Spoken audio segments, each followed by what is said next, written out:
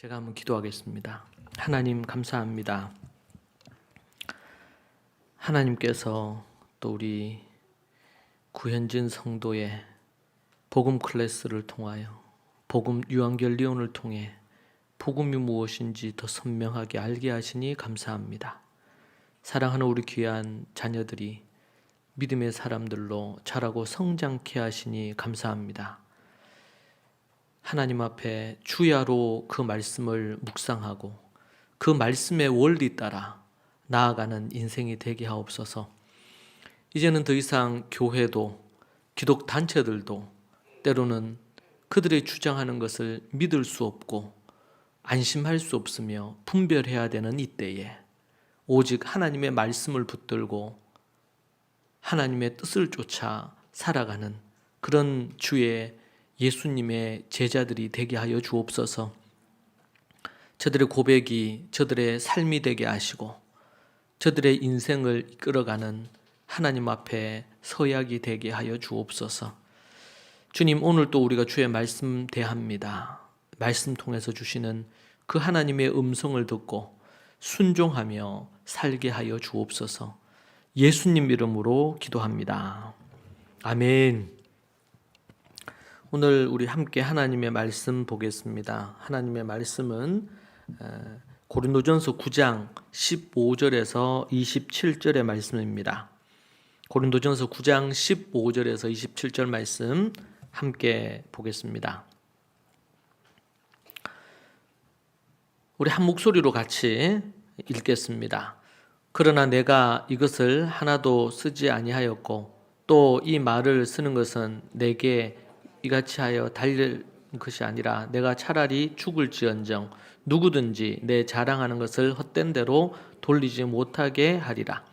내가 복음을 전할지라도 자랑할 것이 없으면 내가 부득불 할 일임이라. 만일 복음을 전하지 아니하면 내게 화가 있을 것이로다. 내가 내 자의로 이것을 행하면 상을 얻으려니와 내가 자의로 아니한다 할지라도 나는 사명을 받았노라. 그런즉 내 상이 무엇이냐? 내가 복음을 전할 때 값없이 전하고 복음으로 말미암아 내게 있는 권리를 다 쓰지 아니하는 이것이로다. 내가 모든 사람에게서 자유로우나 스스로 모든 사람에게 종이 된 것은 더 많은 사람을 얻고자 함이라. 유대인들에게 내가 유대인같이 된 것은 유대인들을 얻고자 하며 율법 아래 있는 자들에게는 내가 율법 아래 있지 아니하나 율법 아래 있는 자같이 된 것은 율법 아래 있는 자들을 얻고자 하며 율법 없는 자에게는 내가 하나님께는 율법 없는 자가 아니요 도리어 그리스도의 율법 아래 있는 자이나 율법 없는 자와 같이 된 것은 율법 없는 자들을 얻고자 함이라. 약한 자들에게 내가 약한 자와 같이 된 것은 약한 자들을 얻고자 하며 내가 여러 사람에게 여러 모습이 된 것은 아무쪼록 몇 사람이라도 구원을 받고자 함이니 내가 복음을 위하여 모든 것을 행함은 복음에 참여하고자 함이라. 운동장에서 다름질하는 자들이 다 달릴지라도 오직 상을 받는 사람은 한 사람인 줄을 너희가 알지 못하느냐? 너희도 상을 받도록 이와 같이 다름질하라. 이기기를 다투는 자마다 모든 일에 절제하나니 그들은 썩을 승리자의 관을 얻고자 하되 우리는 썩지 아니할 것을 얻고자 하노라. 그러므로 나는 다름질하기를 향방 아니하고 싸우기를 허공치는 것 같이 아니하며 내가 내 몸을 쳐 복종하게 함은 내가 남에게 전파한 후에 자신이 도리어 버림을 당할까 두려워함이로다. 아멘. 오늘 이 말씀으로 오직 상 받기 위하여라는 부분으로 주께서 우리에게 주시는 하나님의 음성을 받겠습니다. 이 본문의 말씀은 여러 차례 읽어도 좀 헷갈리는 부분이 있는 말씀입니다.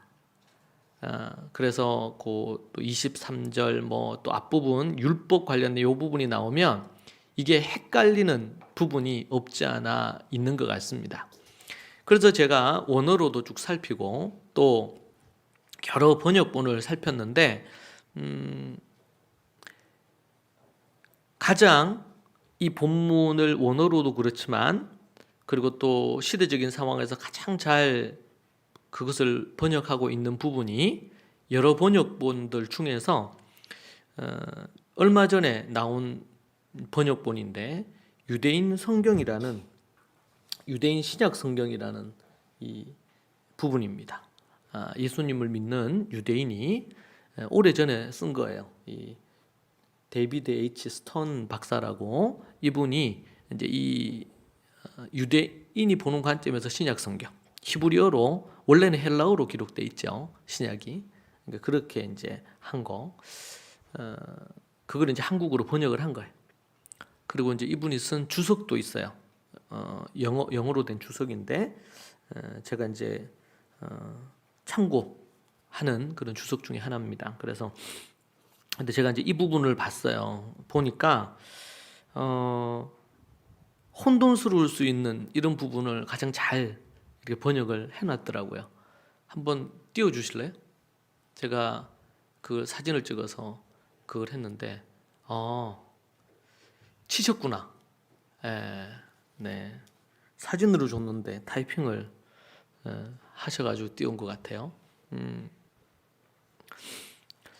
네, 이거는 23절 말씀인데, 그 제가 보내드린 이미지 혹시 띄울 수 있나요?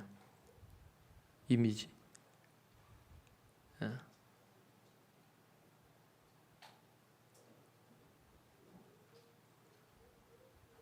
네. 우리가 23절을 한번 보면 좋겠는데, 오늘 본문 23절에서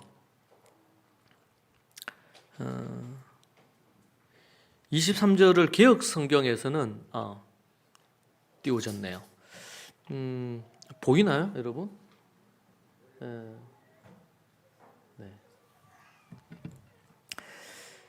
특별히 율법 관련된 설명할 때 아주 명확하게, 제가 한 번씩 얘기했지만 율법주의와 율법을 잘 이렇게 해서 얘기를 해주고 있어요. 그래서 안 찍으셔도 돼.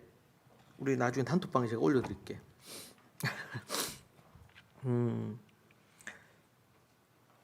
20절을 보시면요, 20절 제가 그 일부분을 읽어드릴게요.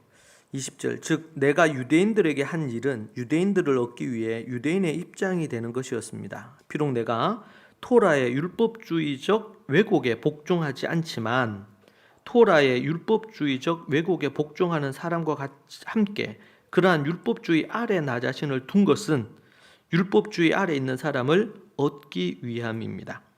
21절, 비록 나 자신이 하나님의 토라와 토라의 틀 밖에 있지 않고 메시아께서 인정하시는 토라의 틀 안에 있음에도 불구하고, 그러니까 나 자신이 하나님의, 여기서는 토라라 그랬어요. 20절은 똑같은 율법이라고 개역 개정에는 번역했는데, 거기는 율법주의라고 번역을 했고, 유대인을 설명할 때는 21절에서는 이방인종, 나 자신이 하나님의 토라의 틀 밖에 있지 않고 메시아께서 인정하시는 토라의 틀 안에 있음에도 불구하고, 내가 토라의 틀 밖에 사는 사람들과 함께 토라 밖에 있는 누군가의 입장에 나 자신을 둔 것은 토라 밖에 있는 사람들을 얻기 위함입니다. 그래서 유대인과 이방인에게 있어서 이 율법에 대해서 표현하는 표현을 이 번역은 정확하게 해주고 있어요. 제가 여러 번역본을 제가 참조해 봤는데 이렇게 정확하게 하는 경우는 여기만 있더라고. 그래서 여러분에게 좀 소개하고, 올해 이제 우리 10월달 되고 그러면 이 백동맘 끝나잖아요. 끝나면 제가 이 책을 사드리나 이런 생각을 좀 했어요. 얼마 안 남았으니까 열심히. 네. 잘 표현하고 있고, 23절도 이제 그 부분, 제가 이제 그 성경을 하고 나서 제가 쭉 한번 다 읽었는데 아주 다른 성경과 크게 다르지 않는 부분도 많이 있는데, 이 번역이, 신약 성경이. 그런데 이런 부분은 아주 우리가 좀 헷갈릴 수 있는 부분을 잘 정리하고 있다, 그렇게 보입니다. 23절에 보니까 개역 개정에는 이렇게 나옵니다. 내가 복음을 위하여 모든 것을 행함은 복음에 참여하고자 함이라, 이렇게 나오거든요.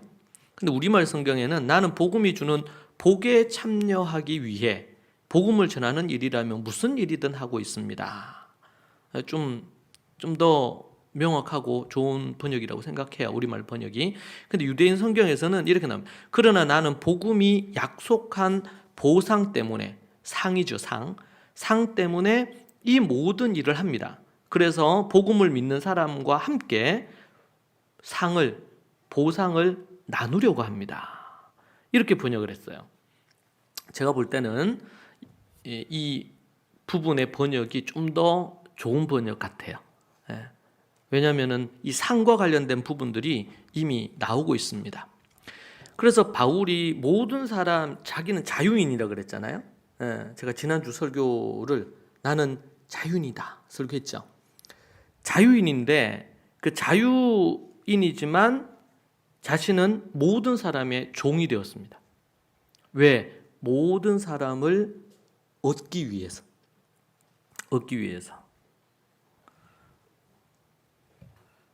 근데 그것은 내가 상을 받기 위함이란 말이에요. 내가 그렇게 행한 것은 하나님 앞에 상을 받기 위함이다. 그래서 23절이 오늘 우리 본문에 있어서 매우 중요한 주제 구절입니다. 23절 다시 한번 이 번역본을 읽어보면 그러나 나는 복음이 약속한 보상 때문에 이 모든 일을 합니다. 그래서 복음을 믿는 사람들과 함께 이 보상을 나누려고 합니다. 바울은 상을 받기 위해서 그가 무엇을 했을까요? 하나님 앞에 인정받고 상을 받기 위해서 그는 모든 것을 한다고 얘기했습니다. 심지어 유대인에게는 유대인처럼 되고 이방인들에게는 이방인들처럼 되고 앞에서 언급했던 앞부분에서 계속 고린도전서 앞부분에서 언급했던 약한 자들에게는 나는 내가 약한 자가 되었다. 그렇게 얘기합니다. 여러분 이것은 깊은 어떤 깨달음을 주는 그리고 아주 깊은 철학이 있는 부분입니다. 바울은 소위 말해서 우리가 느끼기에는 불도저 같은 강골이죠. 그런 느낌을 받습니다. 비행기도 없고 차도 없는 시대에 소아시아 지역을 3번이나 돌아다니고 또 로마로 마지막 사역은 로마에서 그의 마지막 불꽃을 태우고 순교하잖아요. 그리고 다 죽을 것을 예언을 하는데 그 예언을 뒤로 하고 그가 갑니다. 그리고 갈라디아서라든지 여러 성경을 볼 때 매우 그의 메시지가 강하다는 것을 느낄 수 있습니다. 그런데 우리가 고린도전서를 통해서 우리는 완전히 이 바울에 대한 이미지를 완전히 달라지게 하는 그런 말씀이에요. 나는 유대인에게는 율법주의적 입장을 취하고 있는 유대인에게는 나는 율법주의에 왜곡된 것을 나는 동의할 수 없지만 그러나 유대인을 얻기 위해서 나는 율법주의의 폐해 아래에 머물기를 원한다. 이건 너무 또 이방인에게는 토라가 없는 율법이 없는 그들에게는 내가 율법 없는 자처럼 한다는 거예요. 그 말은 뭡니까? 율법 없는 자들의 입장을 충분히 이해하고 그들처럼 내가 선다는 겁니다. 그렇다고 그가 율법을 버렸느냐, 토라를 버렸느냐? 그건 아니죠. 그가 진리를 가지고 있지만 모든 사람을 얻기 위해서 모든 사람의 입장이 되고 그들의 관점에서 선다는 것입니다. 왜 그렇게 했습니까? 하나님 앞에 23절에 보면 상을 받기 위해서 하나님이 주시는 오직 그 상을 바라고 그렇게 했다는 겁니다. 참 놀라운 일이죠. 저는 고린도전서 말씀을 연구하고 하면서 참 많이 회개도 하고 또 가지고 있었던 어릴 때부터 가지고 있었던 신앙의 많은 틀들을 또 새롭게 하는 그런 어떤 참 시간을 제가 보내고 있는데요. 바울은 상 받기 위해서 그가 어떠한 선택을 하고 생각을 하고 했는가 우리는 발견합니다. 그 첫 번째가 자신이 자유인이지만 자신의 권리를 사용하지 않은 겁니다. 15절 이하의 말씀에 이런 부분들이 나옵니다. 15절 이하에 제가 이 이 유대인 성경 부분의 이 부분에 대한 부분을 로 여러분에게 한번 다시 읽어드릴게요. 15절부터 18절까지 되겠습니다. 그러나 나는 이러한 권리들을 하나도 사용하지 않았습니다. 나는 지금 내 권리를 주장하고 싶어서 이 글을 쓰는 것이 아닙니다. 내 자랑할 근거를 빼앗기는 것보다 차라리 죽는 것이 낫습니다. 내가 복음을 선포한다고 해서 그것을 자랑할 수는 없습니다. 나는 내면에 억제할 수 없는 힘으로 이것을 합니다. 만일 내가 복음을 선포하지 않는다면 내게 화가 미칠 것입니다.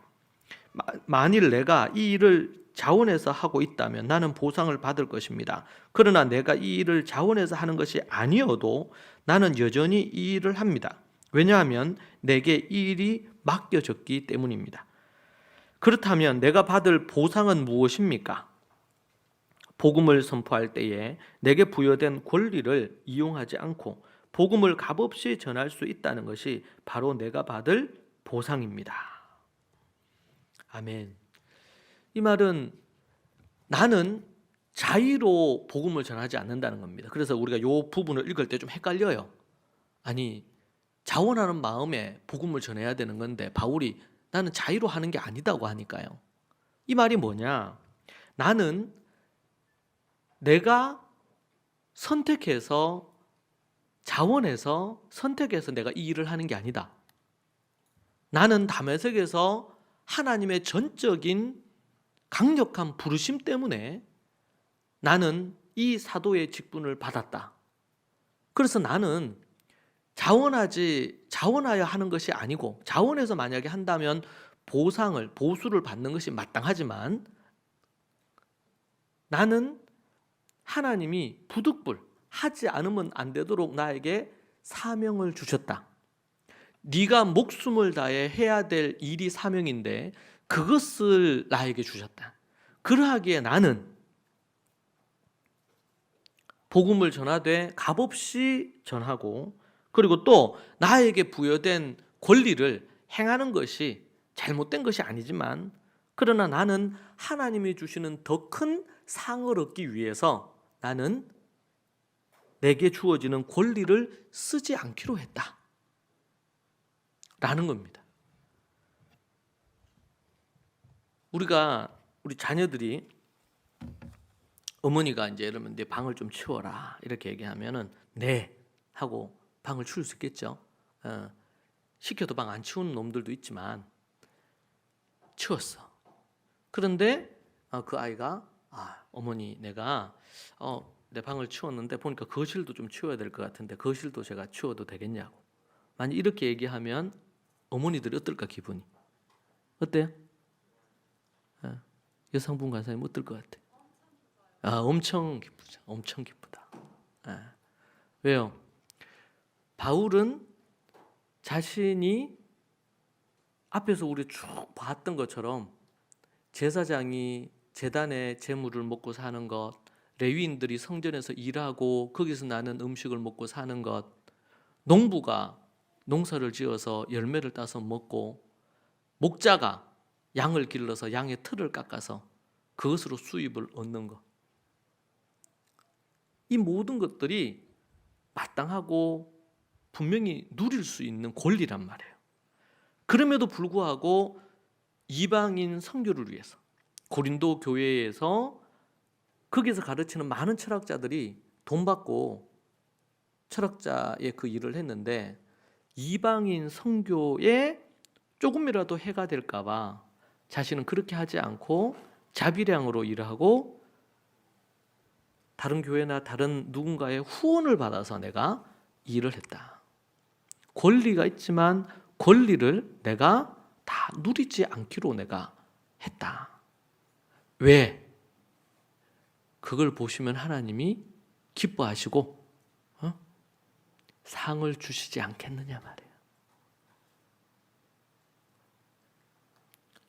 아멘 하셔야 돼. 자식이 하물며 그렇게만 해도 의미가 기쁜데 하나님 앞에서 마땅히 바울이 누릴 수 있지만 누리지 않고 값없이 복음을 전하고 그렇게 하는 것으로 내가 상을 받을 것을 나는 소망한다는 거예요.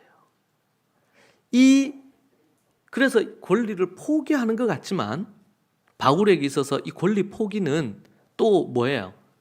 상받을 기회인 거죠. 상받을. 나는 더 좋은 것을 선택한다는 거예요. 바울 입장에서. 바울은 어떻게 말합니까? 자신은 죄인 중에 괴수라고 얘기합니다.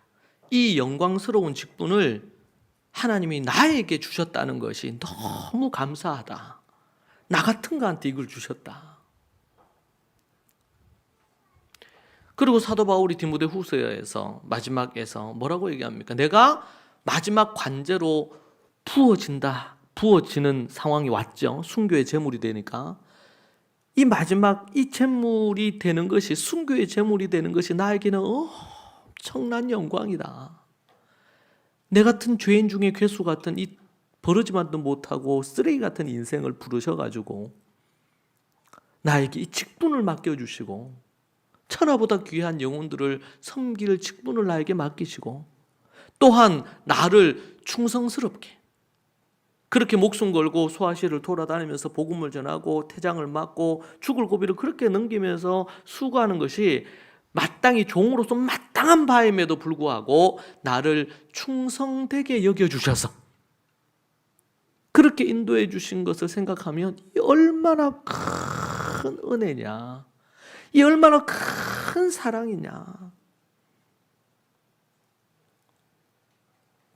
나는 죄인 중에서도 우두머리 중에 우두머리인 정말 나쁜 놈인데 그런 나를 부르셔서 사도 삼아 주시고 또 이방인의 선교사로 이방인들을 구원하는 그 일에 나를 부르신 것이 얼마나 감사하냐.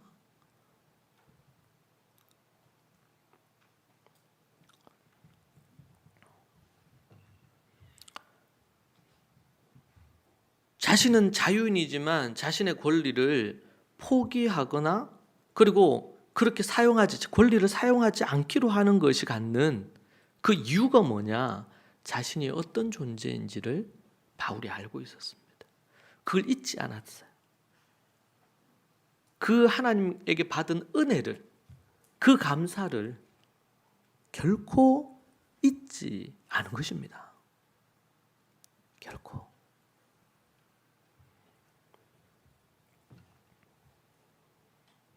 그래서 자신은 순교의 제물이 되고 복음을 전하다가 로마로 왜 갔습니까? 그가 하나님의 부름도 있었겠지만 사도행전을 보면 로마로 가려고 하는 자신의 적극적인 태도가 있었거든요. 왜요? 모든 길은 로마로 통하니까. 로마로 가서 복음을 전하고 교회를 더 견고하게 할 때 로마에 있는 그 많은 성도들이 길이 나 있는 모든 곳으로 로마를 영원하게 하기 위해서 그들은 전 세계로 길을 닦았죠. 그리고 로마 군인들이 모든 곳에 가서 모든 곳을 점령하기 위해서 그 길을 만들었습니다. 그런데 하나님은 그 길을 사용하셔서 복음이 들어가게 하시고 그 일에 가장 앞장서 있는 인물이 누구였냐면 사도 바울이에요. 사도 바울이 로마로 그래서 가는 겁니다. 로마로. 그리고 그곳으로 가서 그곳에서 복음을 전하는 것입니다.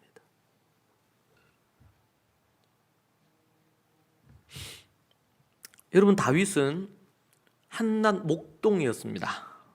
어린 목동을 사무엘이 이새의 집에, 아버지의 집에 가서 기름 붓는 일을 하죠. 형들 순서대로. 근데 하나님이 이미 다 버렸대. 형들 7명의 형이 있었는데,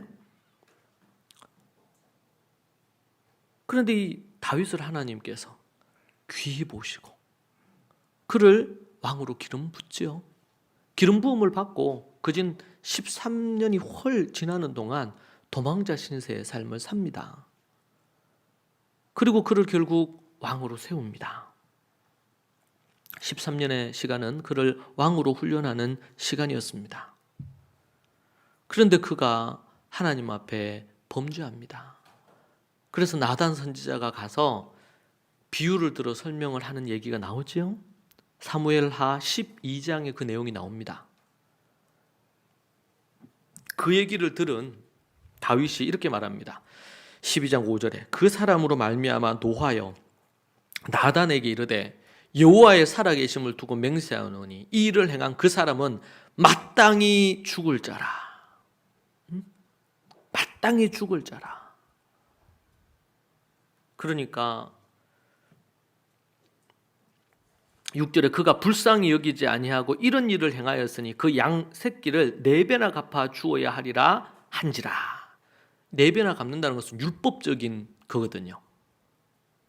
그러니까 나단이 그 얘기를 듣고 이렇게 7절에 나단이 다윗에게 이르되 당신이 그 사람이다. 이스라엘의 하나님 여호와께서 이와 같이 이르시기를 내가 너를 이스라엘 왕으로 기름 붓기 위하여 너를 사울의 손에서 구원하고 내 주인의 집을 내게 주고 내 주인의 아내들을 내 품에 두고 이스라엘과 유다 족속을 내게 맡겼느니라. 만일 그것이 부족하였을 것 같으면 내가 네게 이것저것을 더 주었으리라. 그러한데 어찌하여 네가 여호와의 말씀을 업신여기고 나보기에 악을 행하였느냐. 네가 칼로 햇사람 우리아를 치되 암몬 자손의 칼로 죽이고 그의 아내를 빼앗아 네 아내로 삼았도다.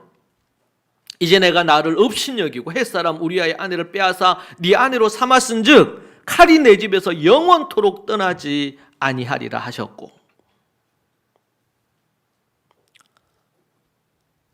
한낱 목동이었던 그를 기름을 부으셔서 왕으로 먼저 정하시고 택하시고 그리고 왕으로 준비시키시고 그리고 사울에게서 나라도 그리고 모든 것을 빼앗아 다윗 너에게 주었는데, 그렇게 너에게 주었는데 너에게 더 필요한 게 있다 그러면은 더 주지 않았겠느냐. 그런데 너는 어찌 우리아의 아내 밧세바를 범하고 그를 네 아내로 삼았느냐. 이 말은 뭡니까? 하나님이 너에게, 내가 너에게 해준 것이 무엇이냐? 별 볼 일 없고 아무 이름도 아무도 알지 못하던 그 한낱 목동 출신의 다윗 너를 내가 왕으로 세우고 이스라엘의 이름 위에 이름으로 두었는데, 그리고 너에게 부족한 것 없이 내가 다 주었는데 이제는 배가 부르고 이제는 뭔가 자신이 능력이 있고 힘이 있어서 그렇게 한 걸로 착각을 하면서 우리아의 신복의 아내를 취해서 욕정에 빠져서 죄를 범했다는 겁니다.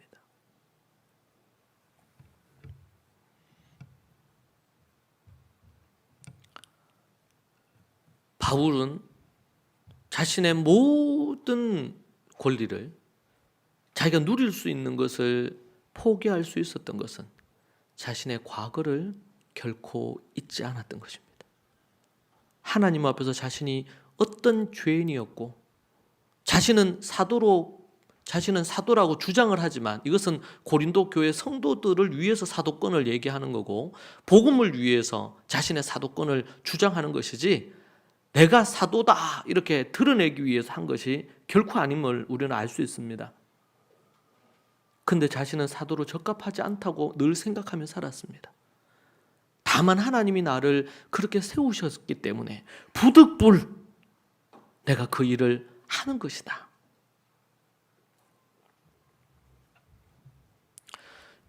여러분은 어떻습니까?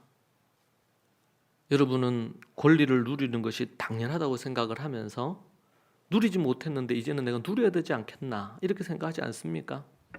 이것은 누리느냐 누리지 않느냐의 문제보다는 그 마음속에 이것을 내가 어떤 존재인지를 알고 겸손하면서부터 이 일은 가능한 것입니다.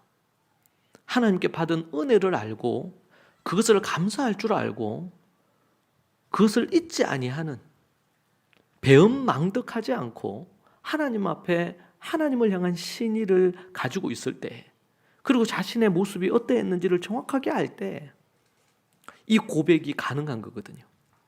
그렇지 않으면 껍데기만, 이 모양만 취하는 겁니다. 권리를 포기하지 않는 것처럼. 저는 지난 20년 동안 목회를 하면서 많은 사람들을 대했습니다. 정말 가난했을 때, 그가 가진 어떤 것들이 없을 때, 그리고 또 세상적으로도 볼 때 뭔가 볼품 없을 때, 지위가 없을 때, 그럴 때는요 겸손한 것 같아요. 그런데 이제 좀 돈도 생기고 좀 더 넓은 평수로 이사도 하고 좋은 차도 가지고 이런저런 변화들이 생기면서, 그리고 이제 직장 생활하거나 이렇게 하다 보면 세상에서 잘 나가는 사람들을 보잖아요. 그러면은 서서히 변하는 것을 많이 봤습니다. 그래서 그전에는 이런저런 조언을 하거나 아니면 내가 조언하기 전에도 때로는 묻기도 하고 이러면서 자신의 인생의 문제, 가정의 문제를 나누었다면 어느 순간부터인가 어느 정도 평안해지고 이렇게 하면서 더 이상 묻지 아니하고 그렇게 하는 것을 보았습니다. 겸손함이 얼마나 중요한지 모릅니다.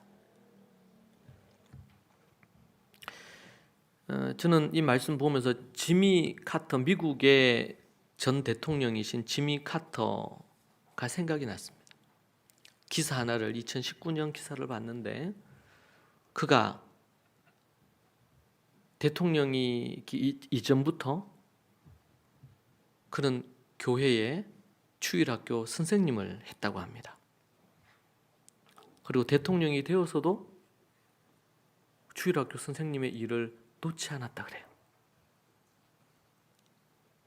그리고 이제는 대통령으로서 은퇴하고 이제 대통령 시절에는 그렇게 사람들에게 요즘으로 얘기한다면 그렇게 인정을 많이 못 받았어요. 그런데 그 이후에 미국에서 최고로 사람들이 존경하고 그가 말한 것과 행하는 것이 불일치하지 않고 살아가는 모습을 통해서 존경받는 대통령 중에, 전직 대통령 중에 한 분이죠. 2019년 기사에도 보니까 그가 다쳐서 입원을 했는데 그 기간 빼고 매 주일마다 먼 거리를 비행기를 타고 가야 되는 부분이라 그래. 자기 모 교회죠. 그 교회를 가서 주일학교 선생님으로 섬기는 그런 기사를 보는데 참 마음이 따뜻해졌습니다. 대통령이 되어도 대통령으로서 이제는 은퇴해서 갖가지 많은 뭐 집 짓는 것부터 해서 여러 가지 그런 걸 하고 나이가 이제는 90대인데 그럼에도 불구하고 자기를 구원해 주시고 자신이 믿음으로 신앙생활한 그 교회의 주일학교 선생님으로 그가 충성스럽게 그렇게 하는 것이죠. 세상에서는 여러분 바울이 사도로 부름을 받아서 하는 것이 뭐 그렇게 인정할 만한 거겠습니까? 세상에서는 별로 사도 바울이 어떤 그거냐 로마의 뭐 직책을 가진 관직을 가진 것도 아니고 그렇다고 이스라엘에서 유대인들 중에서 곽강받는 예수님 안 믿었으면 인정받았겠죠. 그런데 그런 것도 아니고 단순히 예수님을 전하는 사도로 부름을 받아서 그렇게 이방인의 선교사로 그렇게 하는 그 일을 지금도 이 세상에서는 선교사를 뭐 존경합니까?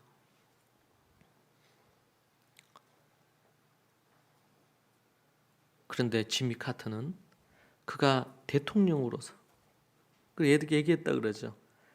자기가 대통령 임기는 몇 년밖에 안 되지만 주님 앞에서 나에게 주신 이 주일학교 선생님의 이 직분은 내 평생에 하나님이 나에게 맡기신 사명이라고.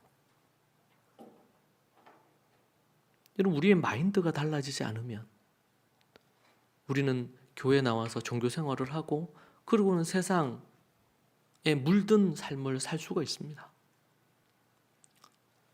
여러분, 우리가 누릴 거, 우리가 원하는 것에 우리의 마음이 빼앗겨서 정말 하나님이 보실 때 상 줄 만한 그것에 마음을 두기보다 세상에 인정받고 세상에 상을 누리려고 하는, 여러분, 거기에 우리의 마음이 가 있다면 우리의 신앙에는 심각한 문제가 있는 거 아니겠습니까? 바울은 그러한 자신이 어떤 존재였는지를 알므로 겸손함으로 자유인이 되었지만, 그러나 결코 자신의 권리를 함부로 남용하거나 사용하지 않았습니다. 두 번째, 그가 상을 받았던 이유는 모든 사람을 얻기 위해서 그들처럼 된 것입니다. 앞서도 얘기한 것처럼 유대인들에게 내가 유대인과 같이 된 것은 20절입니다. 19절부터 보면은요, 나는 누구의 명령에 매이지 않는 자유인이지만 가능한 한 많은 사람을 얻기 위해 모든 사람에게 종이 되었습니다. 즉 내가 유대인들에게 한 일은 유대인들을 얻기 위해 유대인의 입장이 되는 것이었습니다. 비록 내가 토라의 율법주의적 왜곡에 복종하지 않지만, 기억하세요. 내가 토라의 율법주의적 왜곡에 복종하지 않지만 토라의 율법주의적 왜곡에 복종하는 사람들과 함께 그러한 율법주의 아래에 나 자신을 둔 것은 율법주의 아래에 있는 사람들을 얻기 위함입니다. 그래서 제가 토다에서 그런 얘기를 했는데, 제목 물처럼 살자. 여러분, 물이 이렇게 흘러가면 자기의 모양을 딱 갖고, 자기의 틀을 갖고 물이 안 가잖아요. 얼음이면 뭐 그 모양으로 가지만 물은 그냥 흘러가는 대로, 좁으면 좁게 날씬하게 가고, 뭐 물살을 크게 할 수 있으면 또 크게 가고, 구불구불하게도 가고, 직선으로도 가고. 여러분, 우리 크리스찬으로 살면서, 저를 포함해서 자칫 잘못하면은 종교인이 될 수 있는 그런 자가 될 수 있는 가장 큰 건 뭐냐면, 우리가 자칫 잘못하면은 기독교라는, 교회라는 틀 안에, 교리라는 틀 안에 가두어서 모든 것을 생각하고 판단하는 겁니다. 건전한 교리는 너무 중요한데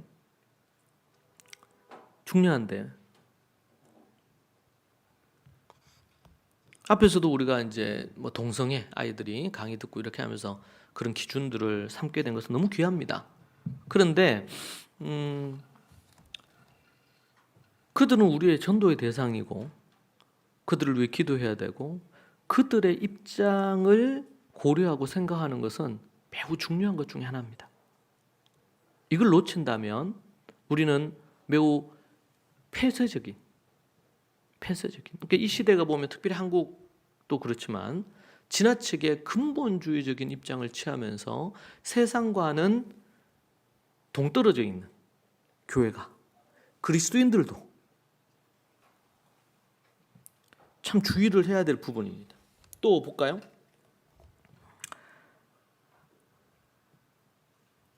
(21절) 비록 나 자신이 하나님의 토라의 틀 밖에 있지 않고 메시아께서 인정하신 토라의 틀 안에 있음에도 불구하고 내가 토라의 틀 밖에 사는 사람들과 함께 토라 밖에 있는 누군가의 입장에 나 자신을 둔 것은 토라 밖에 있는 사람들을 얻기 위함입니다. 자, 그러니까 앞에서 우리 앞부분에서도 우리 고린도전서 말씀에서도 얘기했죠. 이 음행을 저질러서, 그러니까 아버지의 아내를, 그러니까 첩이라고 학자들은 얘기하는데, 그렇게 한 자를 교회 안에 뒀단 말이에요. 예수님 믿는 사람인데 그런 자를 뒀어. 그러니까 어떻게 하라 그랬어요? 바울은 이미 자기 마음에는 이미 출교시켰다, 치리해서 출교해버렸다는 거예요. 그러니까 어떤 질문이 이제 나옵니까? 저런 사람들이 내 직장이나 사업체에 가면은 그냥 늘려놓는 게 그런 사람들인데, 그러면은 그들과 그런 관계를 맺으면 안 되나? 이런 질문이 생길 수밖에 없겠죠. 그러니까 사도 바울이 뭐라 그래요? 그렇게 하면 안 된다. 그러면은 세상 바깥으로 나가서 살아야지. 세상에 그 죄 가운데 있는 사람들과 있는데 우리가 어떻게 그들과 관계를 안 맺고 교제를 안 하고 살 수 있겠느냐? 내가 너에게 얘기하는 것은 예수 그리스도를 믿고 거듭났다고 하는데 그 죄를 지으면서 회개하지 아니하고 그리고 그것을 두둔하고 교회가 이것을 책망한 것이지 이렇게 얘기할 때 구분이 되죠. 교회 안에 있는 사람, 거듭난 자들에 대한 것과 그렇지 않는 자들은 그들에게 법이 없어요. 그런 죄를 범한다고 그게 악한 건지 기준이 없단 말이에요. 기준이. 근데 교회 안에 있는 사람들은요. 기준이 있잖아요. 기준이. 그래서 교회가 권면하고 마태복음에서 말씀처럼 3번을 권면해 개인이 가고 두세 사람 가고 교회가 권면을 했어. 그렇게 하면 안 된다. 그렇게 했는데도 불구하고 회개하고 돌이키지 않아. 그럼 어떻게 해요? 주의 이름으로 출교시켜야 된단 말이에요. 아주 강한 표현이죠. 그 얘기를 들으니까 헷갈리잖아요. 그러면은 내가 오늘 만나는 이 김 사장, 김 대리, 이 사람들 다 그런 짓 하고 사는데 그럼 그들과 내가 다 단절하고 살아야 되나? 그러면 안 되죠. 제가 이제 그런 얘기합니다. 아이들이 어렸을 때 아이들에게 뭐 어떤 영상이나 이런 책을 보여줄 때 잘 이렇게 분별을 해서 줘야 된다. 아이들 어리면 어릴수록 어른들도 분별해서 봐야 되겠지만 어리면 어릴수록 더 그래야 된다 얘기를 합니다. 그리고 제가 제 책에서도 분리 교육을 해야 된다. 애들 구별이라 그러면 별로 이게 안 와. 딱 가슴으로 안 와요. 이 시대는 다 구별된 그리스도인으로 살아야 된다 하면서 뭐 다 세상 사람들이 하는 것처럼 다 하니까. 그래서 제가 선택한 단어는 정확한 단어는 아니에요. 근데 성경에 보면 그 거룩이라는 게 히브리어로도 그렇고 이거는 세퍼레이트 하는 거예요. 분리하는 거예요. 분리되는 거예요, 완전히. 그래서 제가 분리라는 단어를 썼습니다. 그래서 한동안 제가 공격을 많이 받았어요. 크리스찬들이 세상과 분리되면 안 되지. 구별해야 되지. 용어가 잘못됐다. 근데 그렇게 얘기할 때는 그러니까 제가 이제 갖는 저자의 의도가 있었던 거죠. 저자의 의도가. 분리라고 해야지 어떻게 돼요? 구별이라는 의미로 이 시대는 느낌이 오니까. 그래서 제가 그렇게 했거든요. 뭐 오해가 있든 말든 뭐 상관없다 생각했어요. 저는. 그걸 예상을 했었으니까. 그러면서 어떤 분들은요, 반문화적인 입장을 취하는 경우가 있어요. 그래서 아이들에게 막 동성애 코드가 뭐가 있다. 이렇게 해가지고, 이런 뭐 어디에 작품, 이런 거는 영화사에서 나온 거 보면 안 된다는 거예요. 분별해서 이제 봐야 되겠죠. 그래서 안 볼 건 안 볼 수도 있어요. 자, 그런데 그 작품이 갖고 있는 전체가 있으면, 전체 작품 속에 그 갖고 있는 메인 메시지가 있잖아요. 그리고 좋은 메시지가 있잖아요. 그런데 예를 들면 어느 한 부분이 그런 부분에 대한 게 나와. 그러면 이거는 동성애 코드가 있는 이거는 애들 만화라는 거예요. 여러분 그렇게 해서 다 잘라버리면 볼만한 게 볼 수 있는 게 있을까요? 반문화적으로 접근하는 거야. 이거는 여러분 오늘 보세요. 바울이 취하는 입장과 완전히 다른 거예요. 물론 우리는 어린 아이들이 그거 할 때 그런 부분에 대한 분별력을 가지도록 하고 이렇게 하는 게 필요해요. 여러분 자칫 잘못하면 세상에서 교회를 보거나 크리스찬을 볼 때 뭐라 그럴까요? 만약 그렇게 해가지고 우리는 뭐를 안 본다, 어디에서 나온 거 안 본다, 이런 거 안 본다, 저런 거 안 본다, 야, 이런 영화는 뭐 이런 거에서 안 본다, 저런 거에서 안 본다. 물론 정말 사탄적인 영화, 사탄적인 작품, 정말 아주 지나치게 폭력적이거나 아니면 선정적이거나 이렇게 해서 사람들의 영혼을 아주 그렇게 하는 거, 이런 것은 우리가 분별을 해야 됩니다. 그리고 때로는 그런 부분에 대해서는 비판도 할 필요가 있겠죠. 그런데 모든 걸 다 그런 식으로 접근을 하면 그러면 얘기한 것처럼 세상 바깥에 나가 살아야 돼요. 세상 바깥에. 저희 집이 TV가 없은 지 20년이 넘었지만 그렇다고 해서 반문화적인 입장을 제가 갖고 있지는 않습니다. 좋은 드라마도 많고 좋은 영화도 많습니다.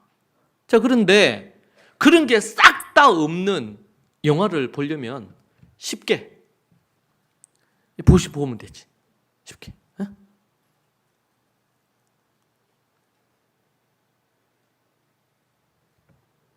여러분, 반문화적인 이런 어떤 부분들, 최근에도 예를 들면 제가 너무 어젯밤에도 이제 우리 이제 학교로 그게 되면서 이 기독교 이 대한학교 연합회라든지 이런 데 이제는 좀 소속을 해서 해야 되겠다 이런 마음이 들어가지고 제 아는 분 통해 가지고 이렇게 알아보던 중에 그런 얘기를 제가 어제 들었습니다.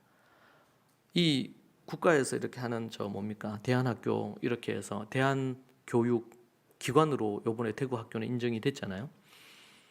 절대로 이걸 하면 안 된다는 거예요. 왜냐하면 이걸 하게 되면 나중에 뭡니까 성경 교육도 못하게 하고 모든 걸 못하게 할 거다. 그렇게 하기 때문에 뭐 우려는 이해는 됩니다. 그러면서 사탄적인 걸로 이렇게 또 접근하는 거예요. 이거 음모론이거든요. 음모론. 아니면 말고. 근데 그런 문화사역자라는 양반들이나 아니면은 목사라는 사람들, 이런 사람들이 대한학교 그거 하면서 하면 안 된다. 우리 대한학교는 그런 부분에서 유일하다. 우리 한국에서 이러면서 막 그런데요. 너무 무지해요. 제가 이제 어제 듣기로는 거기 대표로 있는 어디 선교사래요. 근데 그 목사라고 하는데 그가 얘기한 것이 사실이 아닌 게 너무 많대. 목사 안수를 받아서 목사 안수증이 있어야 되잖아요. 그 관련된 부분들에 대한 소속된 교단도 있어야 될 거고. 그래서 그런 게 없는 거예요. 근데 사람들이 그게 솔깃해. 전국 다니면서 교회들마다 집회를 다 해요. 큰 교회에서 연결해가지고 그 교회 안에 대한학교도 만들고 방과후 학교도 하고 한대요. 그래서 어제 제가 그런 얘기를 저는 그런데 관여를 잘 안 하다 보니까 정보가 없었는데 그런 얘기를 어제 듣게 되었습니다. 반문화적이거든요.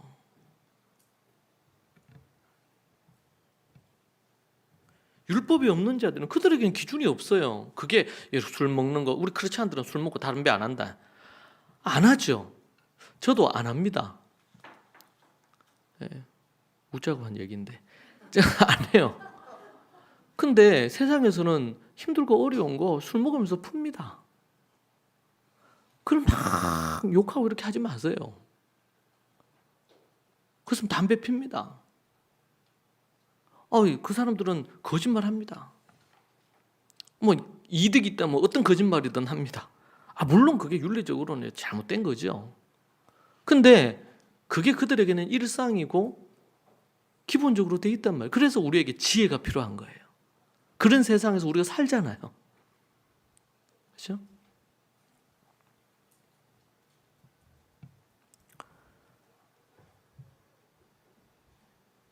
그리고 이제 약한 자들에게 내가 약한 자같이 된 것은 약한 자들을 얻기 위한 거다.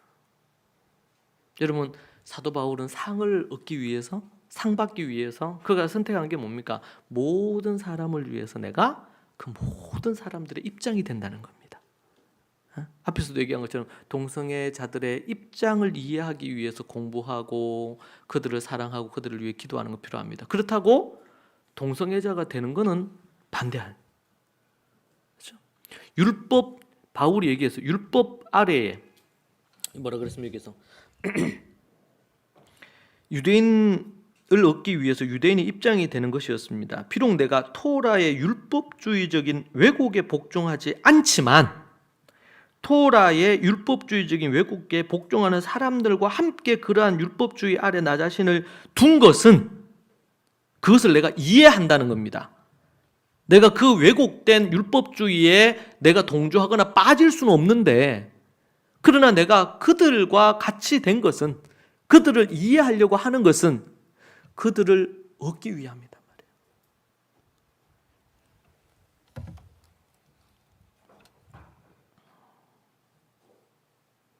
여러분, 우리의 이 말씀은 우리에게 몇 절 안 되는 말씀이잖아요. 그런데 우리에게 엄청난 과제를 주는 말씀입니다. 과연 나는 어떻게 했나? 쉽게 우리 크리스찬들이 정죄하고 판단하는 바리새인들이 그렇게 했던 것처럼 우리 한국 교회 성도들의 그중 95% 이상이 이런 율법주의자가 아닐까. 어떤 학자들은 뭐 그렇게도 얘기합니다. 그게 저도 어느 정도는 동의가 돼요. 그러고 보니까 저도 그런 부분이 참 많았다 이 생각이 들어요. 여러분은 어떻습니까? 오늘 우리가 20절, 21절 이 말씀을 통해서 우리가 정말 생각해야 돼요. 약한 자들, 강한 자들, 지식을 갖고 있고 강한 자들이 약한 자들을 보면서 지식 없다고, 그런 것도 모르냐고, 이방의 제단에 음식, 고기 먹는 게 그건 아무 죄가 안 된다고.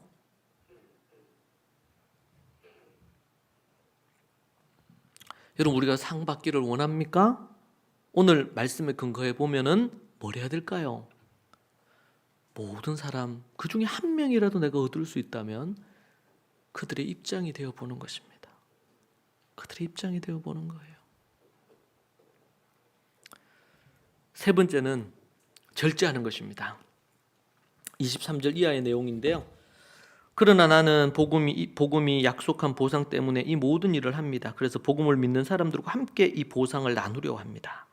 여러분은 달리기 경주에서 모든 주자와 경쟁하지만 한 사람만 상을 받는다는 것을 모릅니까? 그렇다면 이기기 위해 달리십시오. 훈련 중인 모든 운동선수는 자신을 엄격한 규율에 복종시키는데 그가 그렇게 하는 것은 곧 시들어버릴 월계관, 면류관을 얻기 위함입니다. 그러나 우리는 영원한 왕관, 여기는 왕관이라고 표현했어요. 영원한 왕관을 얻기 위해서 우리는 그것을 합니다. 여러분, 운동선수가, 올림픽 선수가 그 당시에도, 여러분 이 성경 기록될 당시에도 올림픽 경기가 있었습니다. 역사가 참 오래됐잖아요. 근데 지금도 올림픽 선수가 국가대표, 조금 있으면 국가대표 선발전을 한다 그러더라고요. 각 종목마다.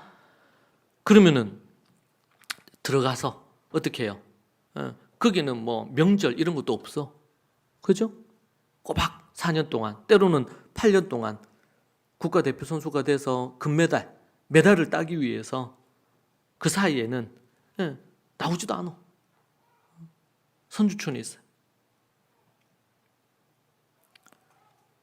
그렇게 하면서 규율을 따라서 음식도 절제해서 먹고요. 얼마 전에 제가 어디 그 예능 프로를 이렇게 보니까 어디입니까?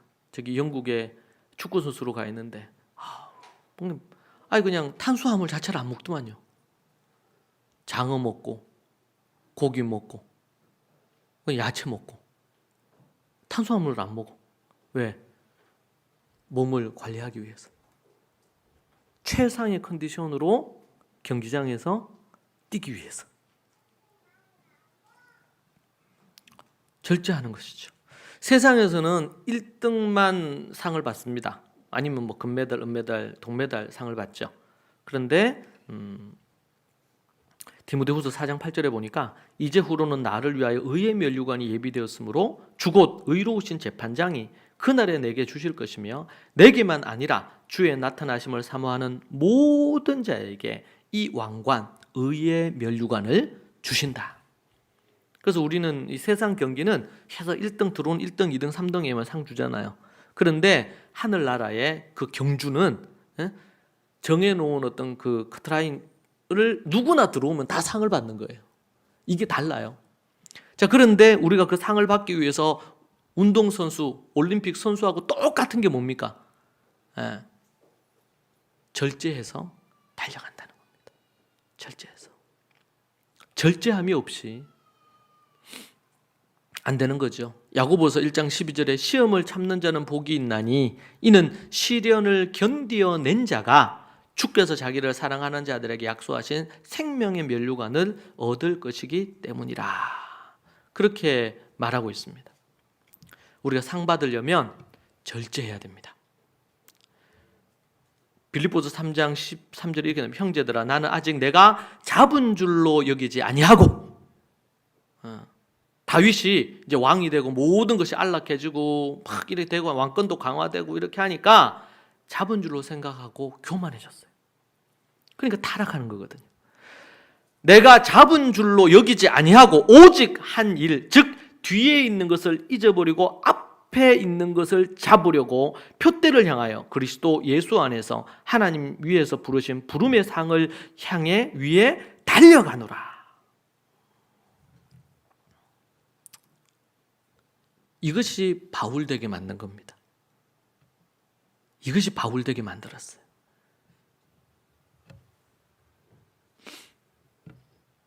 마지막으로 그가 절제하면서 그가 상 받기 위해서 절제했어요. 그리고는 마지막으로 한 게 뭐냐?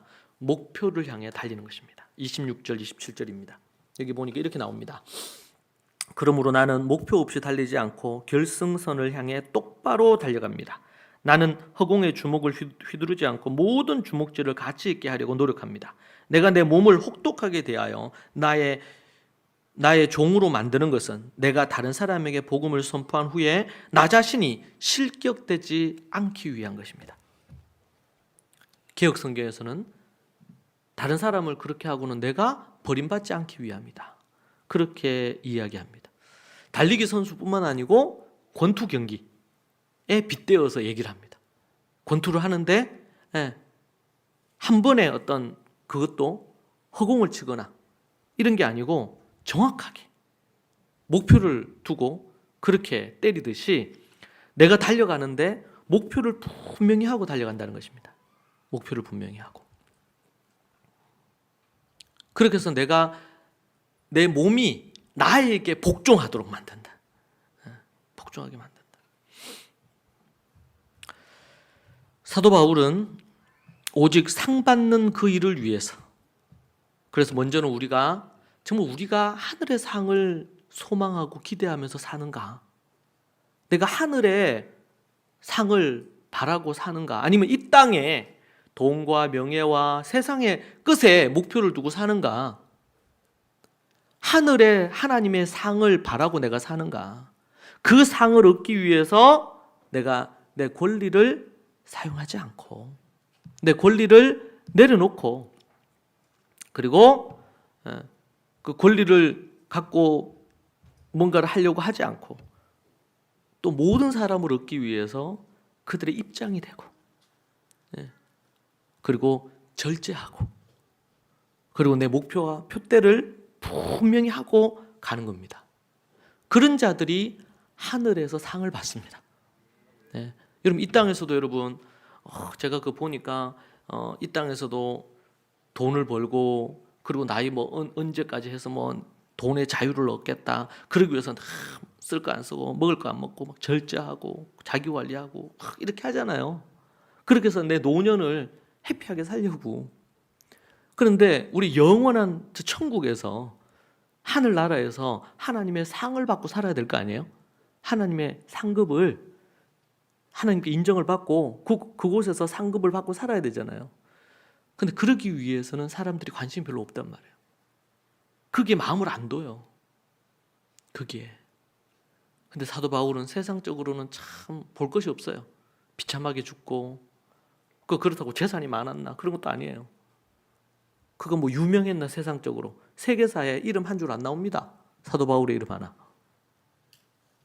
그런데 하나님이 그를 인정하시고 나중에 하나님 천국 가면은 주님 보호자 가장 가까이 바울이 있지 않겠습니까? 저는 저와 여러분이 모두 다 우리 주님 보호자 가까이 있기를 소망합니다. 여러분 상 받기 위해 믿음으로 달려가십시다. 그럴 때 하나님께서 여러분을 사용하시고 이 땅에서 이 생애뿐만 아니라 내세에서도 여기는 우리 여러분 여기는 본 게임이 아닙니다. 여기는 본 게임 전 삶입니다. 이 땅의 삶은. 근데 우리가 죽음 이후의 내세에서 어떠한 삶을 영위할 수 있느냐의 결정은 여기서 합니다. 여기서. 오직 상 받기 위하여 바울이 취했던 그것이 우리의 행동 지침이 되고 하나의 관점이 되고 의식이 되기를 소망합니다. 기도하겠습니다. 하나님 감사합니다. 참 우리에게 이 귀한 말씀을 주셔서 우리가 영원한 저 천국을 소망하고 하늘의 상을 받을 것을 기대하게 하시니 감사합니다. 주님, 우리가 그것을 소망하며 이 땅에서 살게 하옵소서. 절제하게 하시고 표대를 향하여 믿음으로 나아가게 하시고, 그리고 자신을 의지하지 않고 하나님 앞에 겸손하게 서서 그렇게 나아가는 우리 모든 믿음의 좋은 가족 식구들이 되게 하여 주옵소서. 예수님 이름으로 기도합니다. 아멘.